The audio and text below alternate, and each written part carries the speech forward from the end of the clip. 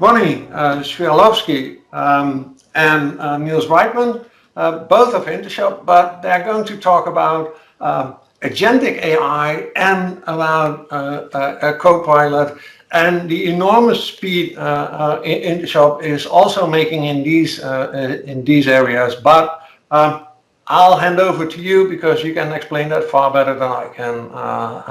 Please go ahead, Ronni and Nils. Yeah, thanks, Arjen. Yeah, so if you like experimentation and also not easily frightened by AI, we really have a nice topic today. But I'll start with some background, some statistics here that AI is already a big driver in many companies. 50% of companies are using it in some way.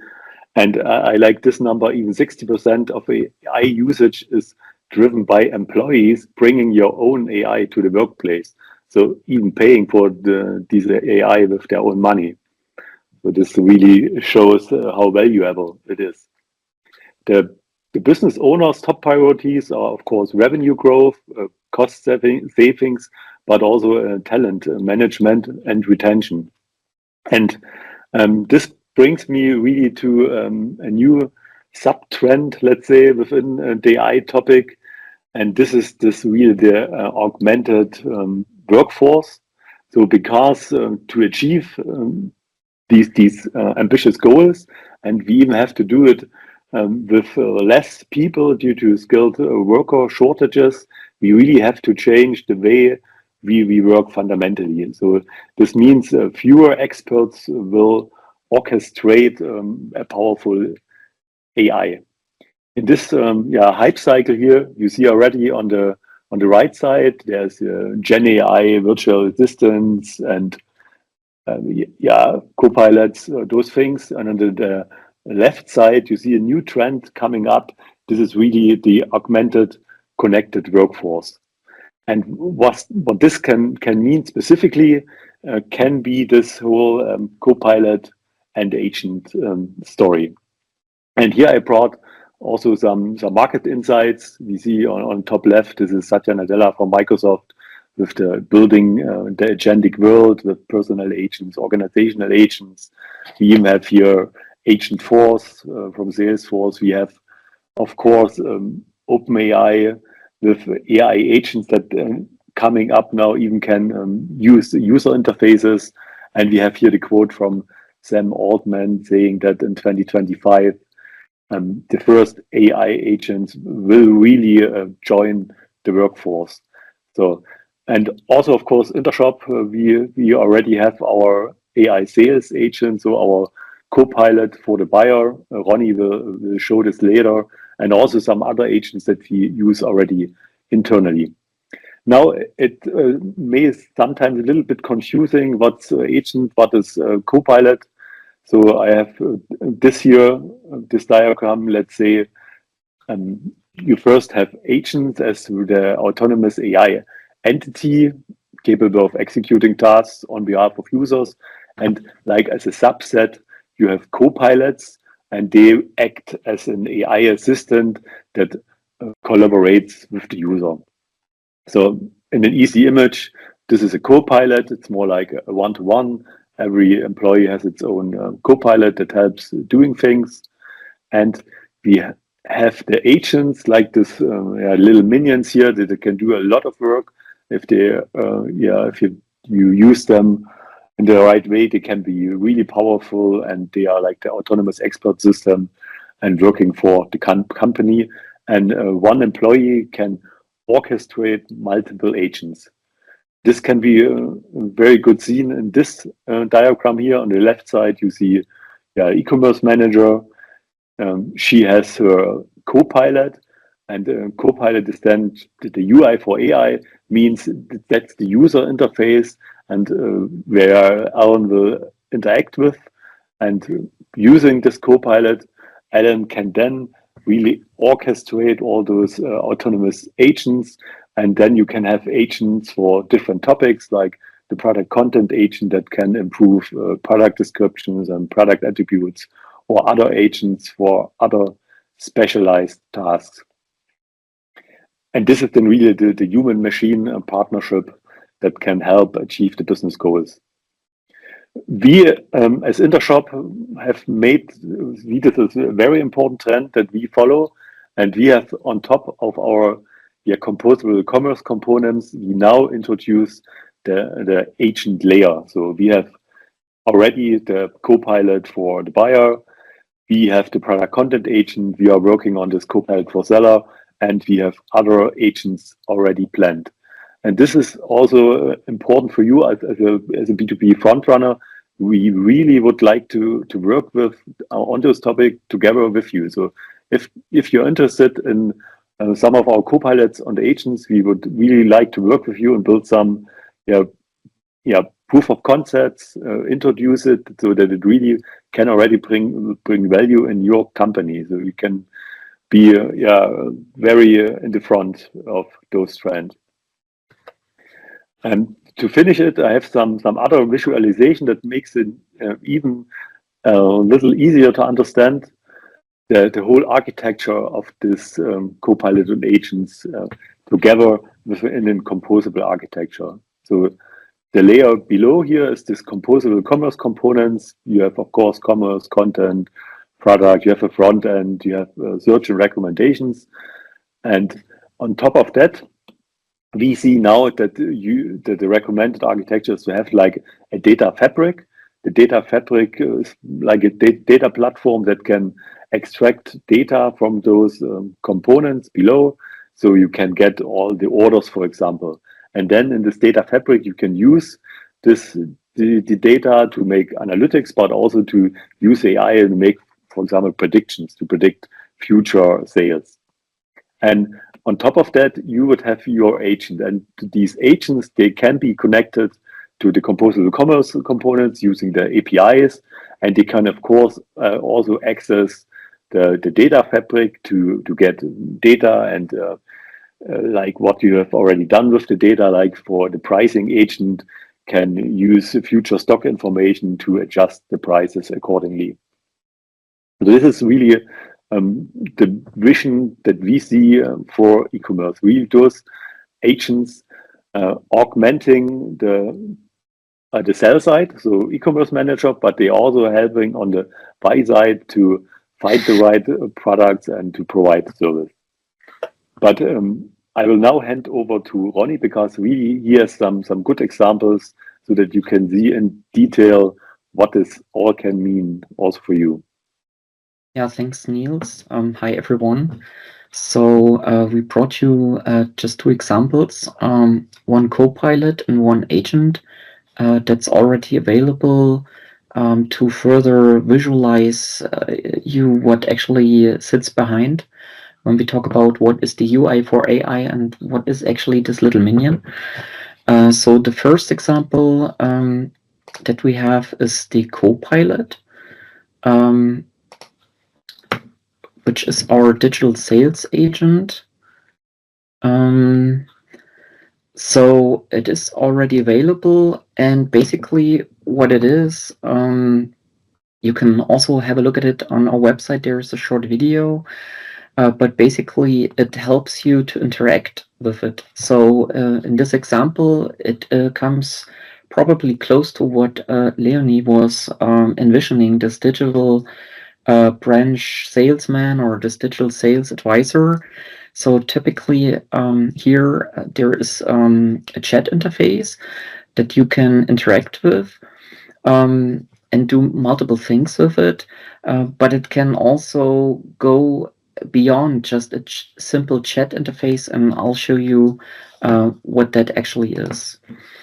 So yeah, so it starts out basically sitting as a layer on top of your web shop. So you can ask it simple questions, but you can also ask it for certain advice. So that example, basically, that you want to open up a new office, and it will then understand that, you know, opening up an office space requires way more products than simply recommending a desk, for example.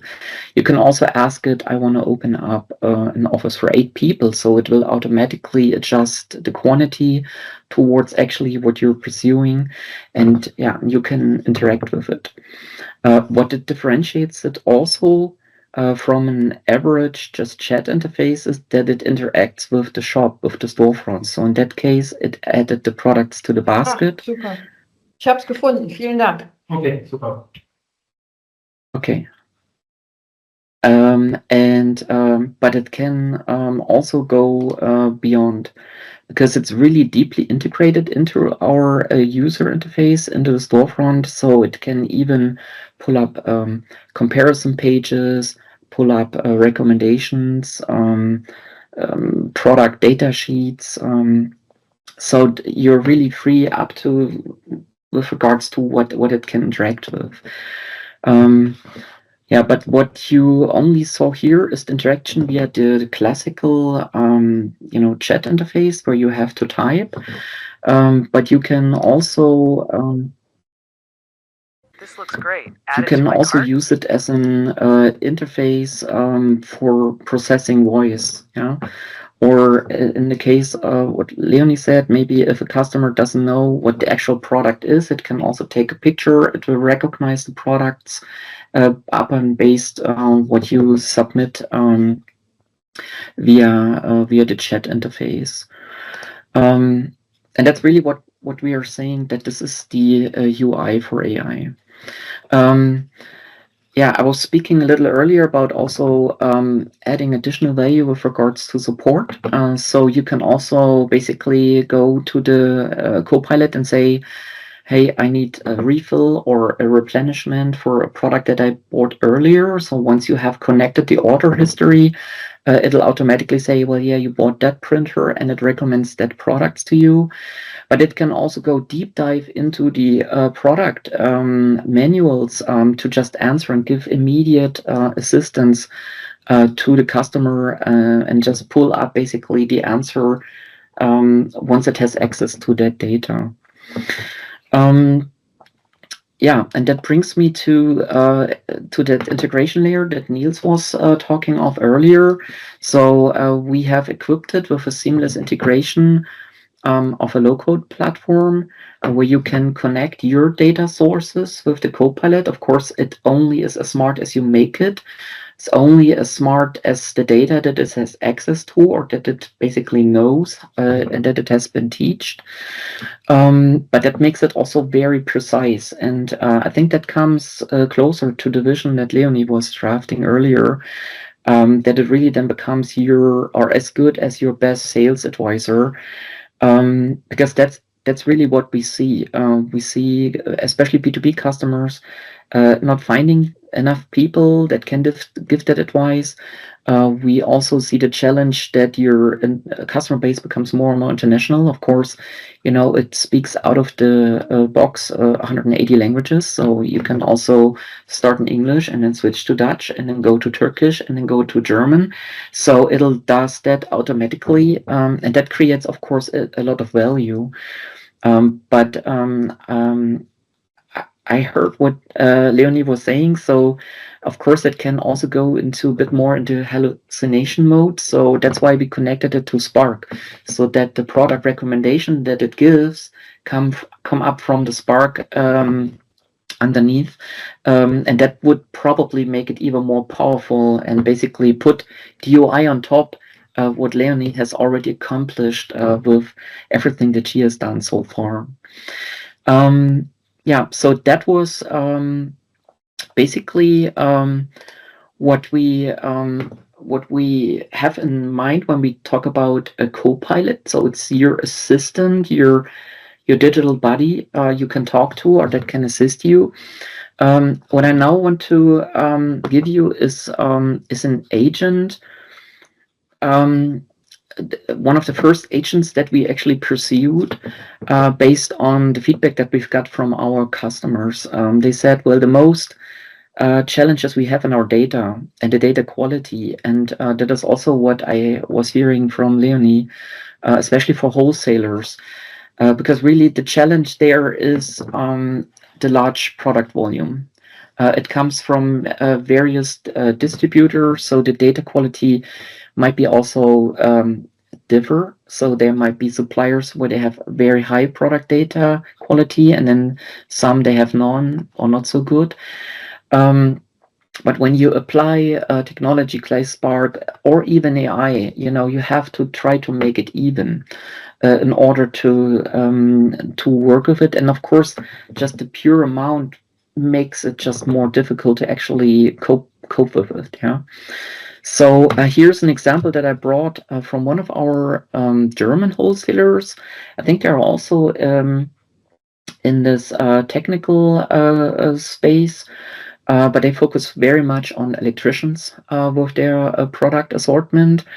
And you can see here that already the product description is not very long and the product attributes are very much limited.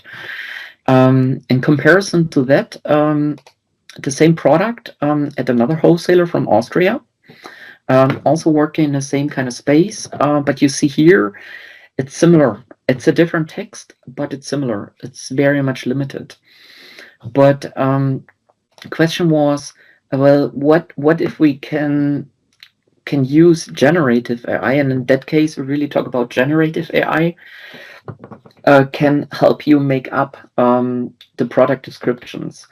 So that is pretty much the base idea. And yeah, together with our partner, we have done that for that particular customer.